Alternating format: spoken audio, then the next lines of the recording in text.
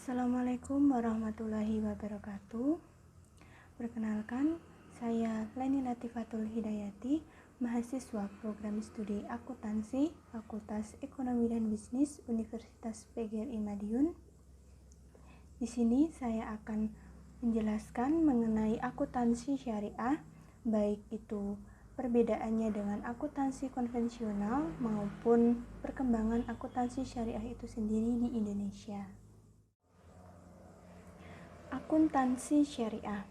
Akuntansi syariah itu sendiri merupakan proses akuntansi yang berdasarkan pada prinsip-prinsip syariah, baik dalam siklus akuntansinya maupun dari segi pencatatannya. Nah, akuntansi syariah ini sangatlah diperlukan dengan seiring perkembangan zaman. Hal ini menjadi tuntutan bagi para pelaku ekonomi, baik dari segi kegiatan usaha maupun dari segi lembaga keuangan, untuk terus meningkatkan volume serta nilai transaksi berbasis syariah. Salah satunya adalah dengan akuntansi syariah. Dan terdapat beberapa hal utama yang menjadi pokok penting alasan mengapa adanya akuntansi syariah. Yang pertama, kebutuhan yang diakibatkan semakin berkembangnya transaksi keuangan yang berbasis syariah. Yang kedua, semakin besarnya kebutuhan akan norma perhitungan zakat, sehingga membutuhkan sistem akuntansi yang tepat untuk menghitungnya. Yang ketiga, kebutuhan terhadap pencatatan, pertanggungjawaban, serta pengawasan pada harta umat maupun kekayaan milik umat.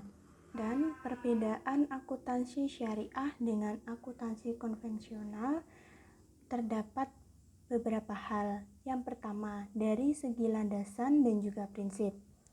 Pada akuntansi syariah, kegiatan ekonomi harus berdasarkan pada prinsip syariah Islam yang terintegrasi dalam kehidupan masyarakat muslim secara umum, seperti bersumber dari Al-Quran, Sunnah Nabawiyah, ijma atau kesepakatan para ulama, qiyas dan juga uruf. Sedangkan untuk akuntansi konvensional itu sendiri memiliki dasar kerja pada logika manusia, bisa berubah tergantung dengan kebutuhan dan kultur masyarakat setempat. Yang kedua adalah nilai yang dianut.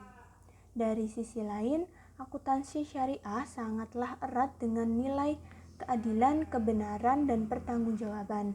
Semua hal yang berkaitan dengan keadilan, kebenaran, dan juga kebenaran pertanggungjawaban ini juga harus sesuai dengan ajaran Islam dan juga Rasul. Sedangkan pada akuntansi konvensional, nilai keadilan, kebenaran, dan pertanggungjawaban tentu juga berlaku, tetapi sangat tergantung pada nilai yang dianut pada masing-masing kelompok organisasi. Yang ketiga adalah hal-hal yang dilarang. Pada akuntansi syariah itu sendiri melarang pencatatan transaksi ekonomi yang mengandung riba, judi, penipuan, barang tidak halal seperti minuman keras, prostitusi, dan hal-hal yang tidak sesuai dengan syariat Islam secara umum. Berbeda dengan akuntansi konvensional yang lebih bersifat bebas tergantung masing-masing kelompok itu sendiri. Perbedaan yang keempat yaitu dari segi konsep modal.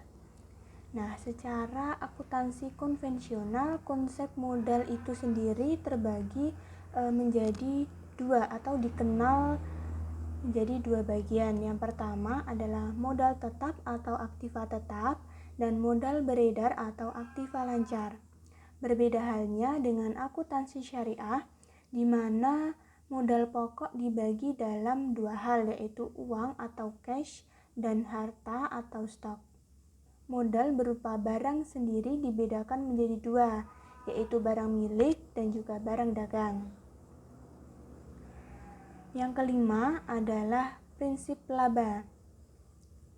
Nah, seperti namanya itu sendiri, perbedaan mendasar dari prinsip laba dari segi akuntansi syariah maupun dari segi akuntansi konvensional itu sudah terlihat jelas bahwa akuntansi syariah itu tidak memegang prinsip laba secara umum, melainkan melalui sistem bagi hasil.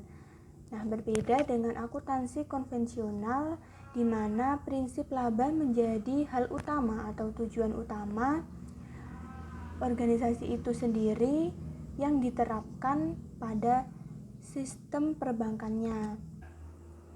Yang keenam adalah pandangan terhadap mata uang. Pada akuntansi konvensional tentang mata uang seperti emas, perak, dan barang lain, menurut konsep akuntansi syariah, kedudukan benda-benda tersebut bukan tujuan dari segalanya. Mata uang emas, perak, dan lainnya hanyalah sebagai perantara untuk pengukuran dan penentuan nilai dan juga harta. Perkembangan perbankan syariah di Indonesia. Indonesia merupakan salah satu negara dengan penduduk muslim terbesar di dunia. Sebagai negara mayoritas penduduk beragama muslim, tentu hal ini akan mendorong peningkatan kinerja industri syariah, termasuk di dalamnya adalah perbankan syariah. Maka tidak heran jika belakangan ini banyak sekali bank-bank konvensional yang mulai memperlebar sayapnya ke institusi syariah ataupun usaha unit syariah. Perkembangan perbankan syariah di Indonesia dimulai sejak tahun 1983 bersamaan dengan adanya deregulasi perbankan, di mana pemerintah Indonesia berencana untuk menerapkan sistem bagi hasil dalam pengkreditan yang merupakan konsep dari perbankan syariah. Dan kemudian di tahun 1980 muncul sejumlah inisiatif dari pendiri Bank Islam Indonesia melalui diskusi-diskusi bertemakan Bank Islam sebagai pilar ekonomi Islam. Di awal masa operasinya, tatanan sektor perbankan nasional mengenai bank syariah belum optimal. Landasan hukum operasi bank pun hanya diakomodir dalam satu ayat tentang bank dengan sistem bagi hasil pada Undang-Undang Nomor 77 Tahun 1992.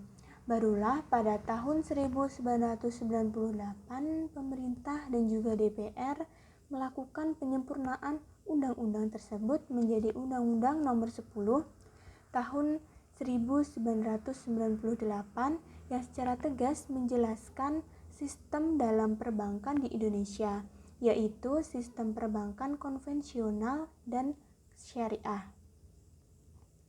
Berdasarkan undang-undang tersebut, muncul berbagai bank syariah lainnya seperti IFI, Bank Syariah Mandiri, Bank Niaga, Bank BTN, Bank Mega, Bank BRI, Bank Bukopin, BPD Jabar, dan BPD Aceh, serta bank-bank yang lainnya. Nah, secara garis besar, perkembangan perbankan syariah di Indonesia itu sendiri memiliki peningkatan yang cukup drastis, yang dapat dilihat dari jumlah persebaran kantor pusat bank syariah maupun kantor bank cabang syariah itu sendiri.